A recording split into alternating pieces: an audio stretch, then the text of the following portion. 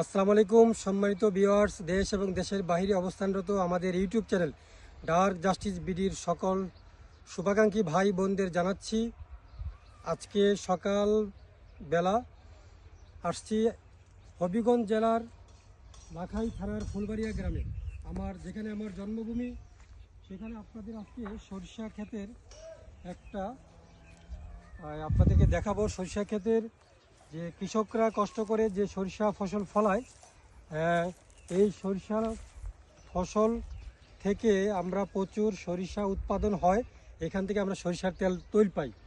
এই তৈল যদি আমাদের বাংলাদেশে প্রচুর পরিমাণে সরিষা উৎপাদন হয়, সয়াবিন তেলের দাম অবশ্যই কমে যাবে। আর এই সরিষার তেল খাবেন রান্নার ক্ষেত্রে, এই সরিষার তেল রান্নার কাজেও ব্যবহার করতে পারবেন। আপনার শরীর, চুল, মাথা, এবং শরীরের প্রত্যেকটা অঙ্গ প্রত্যঙ্গে আপনি এই সরিষার তেল ব্যবহার করতে পারবেন। সরিষার তেল, খাঁটি সরিষার তেল অনেকেই পায় না, গ্রাম দেশে আসলে অবশ্যই সরিষার তেল পাওয়া যায়। তো আমি আপনাদেরকে এটার একটা ভিডিও চিত্র তুলে ধরবো আপনাদের মাঝে। আমি এর আগে অনেক ভিডিও আপনাদের জন্য তৈরি করেছি। আপনাদের বলছি যে প্রকৃতি আমার কাছে খুব প্রিয়,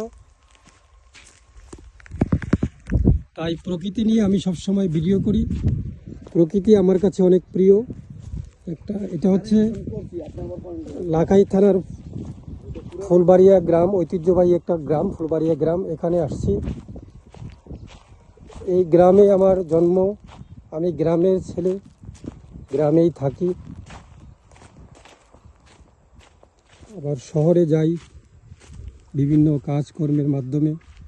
আমি চেষ্টা করি আপনাদেরকে বিনোদন দেওয়ার জন্য। আমার সার্বিক ভুল ত্রুটি আপনারা অবশ্যই ক্ষমা সুন্দর দৃষ্টিতে দেখবেন। আমি ভালো উপস্থাপক নই যে আপনাদেরকে কথার মাধ্যমে সন্তুষ্ট করব, ওইরকম উপস্থাপক আমি নই। তবুও চেষ্টা করছি স্বল্প সময়ের মধ্যে ভালো কিছু আপনাদের মাঝে তুলে ধরার জন্য। এই দেখুন, এটা একটা জমিন, এখানে বিশাল, এটা হবিগঞ্জ জেলার লাখাই থানার ফুলবাড়িয়া গ্রামের একটা জমিনের মাঠ, বিশাল বড় মাঠ। এটাকে ছোটোখাটো হাওরও বলতে পারেন আপনারা। এখানে অসংখ্য কৃষকরা তাদের বিভিন্ন ফসল ফলায়। এটা একটা সরিষার ক্ষেত, শুধু একটা না, এখানে একাধিক সরিষার ক্ষেত আছে। এই এলাকার সরিষার তেলটা একটু সুলভ মূল্যে পাওয়া যায়, যেহেতু এই গ্রামে সরিষা চাষি ভাইরা সরিষা চাষ করেন, ফলন ফলায়, এজন্য এখানে সুলভ মূল্যে পাওয়া যায়।